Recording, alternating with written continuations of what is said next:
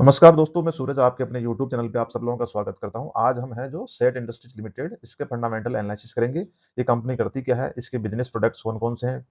तो चलिए वीडियो की शुरुआत करते हैं। अगर आप मेरे यूट्यूब चैनल पे नए हैं या पहली बार हैं तो प्लीज़ मेरे यूट्यूब चैनल को सब्सक्राइब कर लीजिए। चलिए वीडियो की शुरुआत करते हैं। सेट इंडस्ट्रीज लिमिटेड इसकी कंपनी की शुरुआत 24 नवंबर 1984 को हुई थी। मार्केट कैपिटल देखें तो 1218 करोड़ रुपए, बहुत ही छोटी स्मॉल कैप कंपनी है। करंट प्राइस ₹108, 52 वीक हाई है 146 और 52 वीक जो लो है वो है 83। स्टॉक का पी 6 के आसपास है, book value 57, dividend yield 0.28%, ROC 14, ROE 12.8%, face value 2। Industry P 26, promoter holding 51 और प्लेस्ड परसेंटेज है वो 00। कोई भी प्रमोटर का शेयर है वो प्लेस्ड नहीं है। इंडस्ट्री की पी 26 है, लेकिन इस स्टॉक का पी है वो 6 के आसपास है, तो ये बहुत इंडस्ट्री के मुकाबले बहुत ही सस्ते वैल्यूएशन पे भी मार्केट में अवेलेबल है। डेबिट टू इक्विटी रेशियो 0.10, बहुत ही कंफर्टेबल जोन में है। और कंपनी की जो मार्जिन है वो भी 14.9%, जो बहुत ही रीजनेबल है। यहाँ से अभी स्कोप है कि इनका इंक्रीज किया जा सकता है। इस कंपनी के ऊपर डेबिट है वो 63 करोड़ का है, जो मैनेजेबल है। सेल्स है वो लगभग 500 करोड़ के आसपास है। केस फ्रॉम ऑपरेशंस अभी नहीं आ रहा, माइनस में है, लेकिन अगर नेट केस की बात करें तो 51.50 के आसपास, 50 करोड़ रुपए के आसपास में इस कंपनी के नेट केस आ रहा है। इंट्रिंसिक वैल्यू निकालिए 137 की, और इन्वेस्टमेंट इस कंपनी का है 19.8 करोड़ का। अब आगे वीडियो का सीक्वेंस क्या रहेगा, बेसिक डिटेल हमने कंपनी की देख ली। अब देखेंगे चार्ट 2006 से लेकर 2024 तक। फिर कंपनी का बिजनेस क्या है और इसके प्रोडक्ट्स कौन कौन से हैं। मेजर सब्सिडरीज कौन सी है कंपनी की, रेवेन्यू डिस्ट्रीब्यूशन सेगमेंट वाइज और ज्योग्राफी वाइज। मैन्युफैक्चरिंग प्लांट्स इस कंपनी के कहाँ है और उनकी कैपेसिटी क्या है। कंपनी के क्लाइंट्स कौन कौन है। इंडस्ट्रीज कौन कौन सी इंडस्ट्रीज हैं जिनके अंदर इसके प्रोडक्ट्स का उपयोग होता है, यूज होता है। इस कंपनी के फाइनेंशियल्स और बैलेंस शीट के बारे में अध्ययन करेंगे। उसके बाद में शेयर होल्डिंग पैटर्न्स और फिर लास्ट के अंदर कंक्लूजन ऑफ वीडियो निकालेंगे। तो ये कंपनी का चार्ट है 2006 से लेकर 2024 तक। अभी जो कंपनी है वो लगभग ऑलमोस्ट ऑल टाइम हाई के आसपास ट्रेड कर रही है, और आप देख सकते हैं उसके बाद में अभी यहाँ पे धीरे धीरे वॉल्यूम भी है वो इंक्रीज हो रहे हैं। तो बड़े बड़े जो इन्वेस्टर्स हैं वो इस कंपनी के स्टॉक का है वो अभी यहाँ पे अकुमुलेट कर रहे हैं। बिजनेस क्या है इस कंपनी का, इसकी सब्सिडरी कंपनीज हैं। तो इस कंपनी का जो सबसे पहला बिजनेस है वो stainless steel flexible flow solutions बनाती है। एरोफ्लेक्स इसकी सब्सिडरी कंपनी है, वो ये प्रोडक्ट बनाती है। बल्क पैकेजिंग सॉल्यूशंस ये प्रोवाइड करवाती है। सा पॉलीमर्स इसकी एक सब्सिडरी कंपनी है, जो एग्रो पेस्टिसाइड इंडस्ट्रीज के अंदर यूज किए जाते हैं। बेसिक ड्रग इंडस्ट्रीज में, कैटल फीड इंडस्ट्रीज में, सीमेंट इंडस्ट्रीज में, और भी बहुत सारी ऐसी इंडस्ट्रीज हैं जिनके अंदर इसकी जो पैकेजिंग है वो यूज किए जाते हैं। स्टील प्रोडक्ट्स हैं, ये स्टील्स की रिंग्स बनाती हैं जो कंस्ट्रक्शन वगैरह में काम में आती है। Lending in finance, Aeroflex finance private limited इसकी एक सब्सिडरी कंपनी है, जो एसएमईज और बिजनेस लोन प्रोवाइड करवाती है। वर्किंग कैपिटल हो या कंज्यूमर लोन, दोनों प्रकार के लोन देती है। हाइड्रोलिक्स की जो ये है प्रोडक्ट्स भी बनाती है, जो डिफेंस प्रोजेक्ट्स में heavy earth moving, heavy engineering, steel plants, railways और इंडस्ट्रियल सिस्टम्स हैं, उनके अंदर इसके प्रोडक्ट्स हैं वो यूज किए जाते हैं। इसके अंदर hydraulic fittings, pipe clamps, flanges, valves, minimise test point, QDC, quick coupling और डबल फेयरवुल फिटिंग्स, इस प्रकार के प्रोडक्ट है इस कंपनी बनाती है। मेजर सब्सिडरीज कौन कौन सी है, सा पॉलीमर्स है, जिसके अंदर इस कंपनी का 55.5% स्टेक्स है। एरोफ्लेक्स इंडस्ट्रीज जिसके अंदर 67% स्टेक है। ये जो एरोफ्लेक्स इंडस्ट्रीज है, इसकी ऑलरेडी है स्टॉक मार्केट में लिस्टिंग भी हो गई है, जो 2 अगस्त 2023 के अंदर हुई थी। ये जो कंपनी है इसके जो प्रोडक्ट है वो लगभग 87 कंट्रीज है उसके अंदर एक्सपोर्ट भी करती है। इस कंपनी की लिस्टिंग हुई थी अगस्त 2023 में, और अभी फिलहाल इस कंपनी का जो मार्केट कैपिटल है लगभग 2000 करोड़ रुपए है।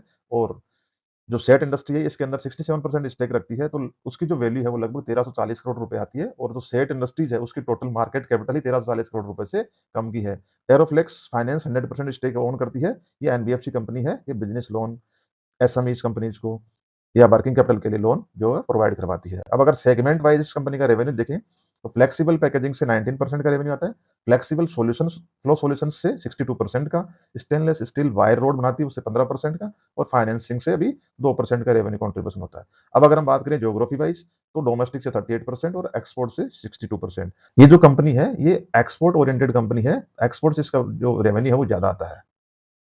अब अगर हम बात करें इस कंपनी के मैन्युफैक्चरिंग प्लांट की, तो शाह पॉलीमर्स का जो मैन्युफैक्चरिंग प्लांट है वो उदयपुर राजस्थान में है। इसकी टोटल कैपेसिटी है वो 9120 मैट्रिक टन पर एनम है।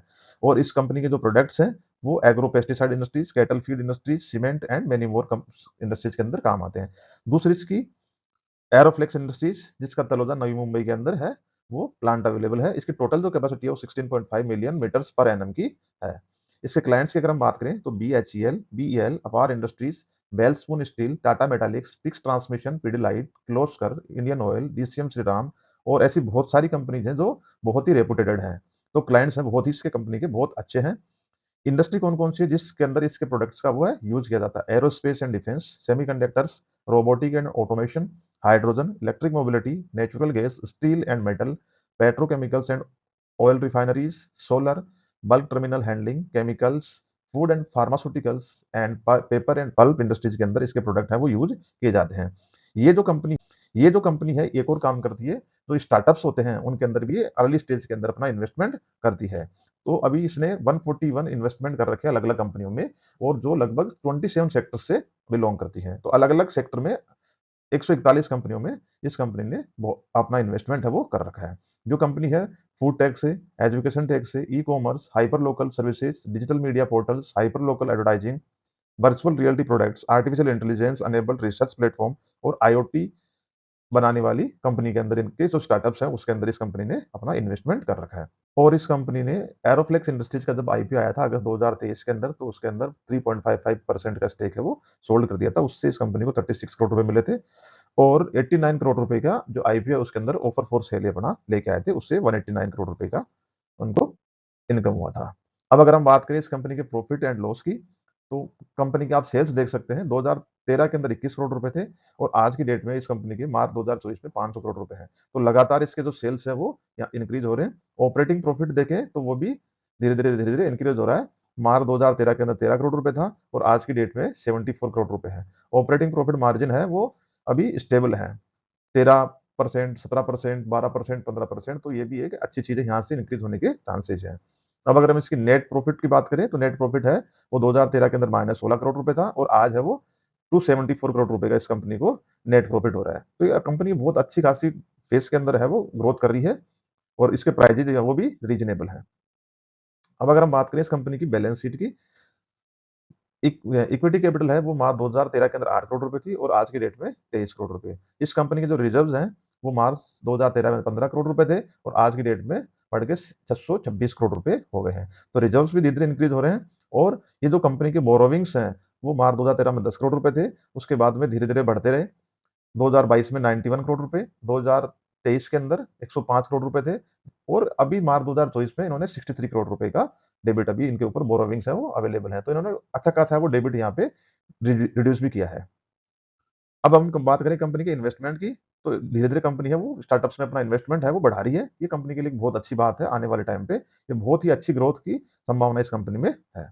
अब कैश फ्लो की बात करें, तो कैश फ्लो जो ऑपरेटिंग से है वो अभी फिलहाल कंपनी के नहीं आ रहे हैं, लेकिन जो इन्वेस्टिंग एक्टिविटीज हैं उनसे आ रहे हैं, और फाइनेंसिंग एक्टिविटीज से आ रहे हैं। तो नेट कैश फ्लो तो जनरेट कर पा रही है कंपनी, लेकिन अभी ऑपरेटिंग कैश फ्लो है वो जनरेट नहीं कर पा रही है। अगर जब कोई भी कंपनी अगर ऑपरेटिंग कैश फ्लो जनरेट नहीं करती है तो ये कंपनी के लिए नेगेटिव माना जाता है। लेकिन अभी छोटी कंपनी है, बहुत सारे स्टार्टअप्स में इस कंपनी ने अपना इन्वेस्टमेंट कर रखा है, तो आने वाले टाइम पे ये कंपनी है वो ऑपरेटिंग से भी कैश फ्लो जनरेट कर पाएगी, ऐसा संभावना है। अब अगर इस कंपनी के रेशो देखें, तो कंपनी के जो आरओसी है वो भी स्टेबल है 14% के आसपास में। वर्किंग कैपिटल डेज है वो 184 डेज है। कैश कन्वर्जन साइकिल है 134, और डेज पेबल है 75। इन्वेंट्री डेज है वो भी अभी बढ़ रहे हैं, और डेबिटर डेज है वो भी इस कंपनी के बढ़ रहे हैं। तो ये दोनों के दोनों इस कंपनी के बढ़ रहे हैं, तो ये कंपनी के लिए अच्छी चीज नहीं है, एक नेगेटिव चीज मानी जाती है। अब अगर हम बात करें इस कंपनी के शेयर होल्डिंग पैटर्न्स की, तो सितंबर 2021 के अंदर इस कंपनी के प्रमोटर हैं वो 51.59% का स्टेक होल्ड करते थे, और आज की डेट में भी 51.59% स्टेक है वो ओवन करते हैं। अब अगर हम बात करें तो इसमें एफ आई वो धीरे धीरे अपना स्टेक है वो 1.1% के आसपास में उन्होंने होल्ड कर रखा है। बीच में उन्होंने 2.29% का भी किया था, लेकिन अभी 1.1% का है। और पब्लिक होल्डिंग है वो 47.11% है। अगर हम बात करें इस टोटल वीडियो की कंक्लूजन की, तो अगर इस कंपनी के पॉजिटिव क्या क्या है, डाइवर्सिफाइड बिजनेस मॉडल है, ये अलग अलग सेक्टर में कंपनी काम करती है, ग्लोबल इसकी प्रेजेंस है, एक्सपोर्ट ओरिएंटेड कंपनी है, इनोवेशन और एक्सपेंशन पे काम करती है, स्टेबल फाइनेंशियल परफॉर्मेंस है, स्ट्रेटेजिक एक्विजिशंस एंड पार्टनरशिप्स है, ये जो छोटी छोटी कंपनीज है उनको एक्वायर भी कर लेती है और उनके साथ में पार्टनरशिप भी करती है। क्वालिटी एश्योरेंस भी है, ये जो प्रोडक्ट बनाती है जो फ्लेक्सिबल फ्लो सॉल्यूशंस वाले, वो उनके अंदर क्वालिटी एश्योरेंस भी है, अच्छे प्रोडक्ट बनाती है, इंटरनेशनल स्टैंडर्ड के प्रोडक्ट बनाती है। स्ट्रॉन्ग सप्लाई चेन नेटवर्क भी है इसका। अगर हम इस कंपनी की नेगेटिव्स की बात करें, तो नेगेटिव में ये कंपनी है एक्सपोर्ट्स पे ज्यादा डिपेंडेंस है, एग्जीक्यूशन का रिस्क है, इस क्षेत्र के अंदर कंपटीशन भी बहुत ज़्यादा चाइना से सेक्टोरियल एक्सपोजर है। इसके जो प्रोडक्ट हैं, वो मैन्युफैक्चरिंग में ज़्यादा यूज़ किए जाते हैं। तो अगर मैन्युफैक्चरिंग सेक्टर अगर डाउन हुआ या इकोनॉमी स्लो डाउन में गई, तो ये इसके कंपनी के लिए एक नेगेटिव चीज़ है। इसके जो रॉ मटेरियल है वो स्टील है, तो उनके अंदर भी अभी फिलहाल है कमोडिटी प्राइसेस फ्लक्चुएशन बहुत ज़्यादा है, तो ये भी कंपनी के लिए चैलेंज है। एनवायरमेंटल और सेफ्टी कंसर्न्स हैं, क्योंकि ये जो कंपनी है स्टील के अंदर है, कार्बन इमिशंस करती है, तो ये एनवायरमेंटल जो है वो भी कंसर्न्स इस कंपनी के, हाई ऑपरेटिंग कॉस्ट है, तो ये कंपनी के नेगेटिव है। मैं उम्मीद करता हूँ ये वीडियो आपको अच्छा लगा होगा और आपके काम भी आएगा। जय हिंद, जय भारत।